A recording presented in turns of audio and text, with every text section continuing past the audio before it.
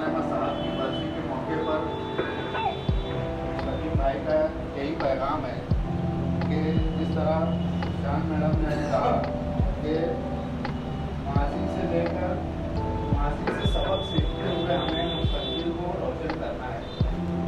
इस बात का और दिया सलीम भाई ने दिया है कि हम डरे नहीं हैं। जेल में होने के बाद भी हम पार्टी के वर्करों को ये बताना चाहते हैं कि हम आगे भी इसी तरह बदगुमानी, फिरकापरस्ती और जुल्म नाइंसाफ़ी के खिलाफ लड़ते रहेंगे। मालेगांव शहर में जो दबदबा आवाम का है वो बरकरार रख उसे वापस लाया जाएगा। भ्रष्टाचार को खत्म करने के लिए, शहर को तरक्की की राह पर ले जाने के लिए हम काम करते रहेंगे।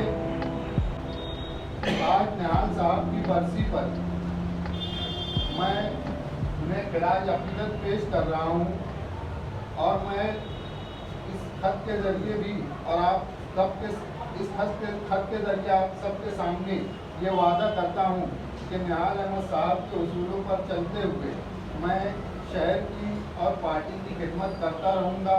मैं जेल में अच्छे से हूँ, मेरी तबीयत भी अच्छी है। आप सभी लोग मेरे लिए भी दुआ करें और पार्टी के लिए कामकाज करते रहें, ऐसी ही मैं गुजारिश करता हूँ। खुदा हाफ़िज़।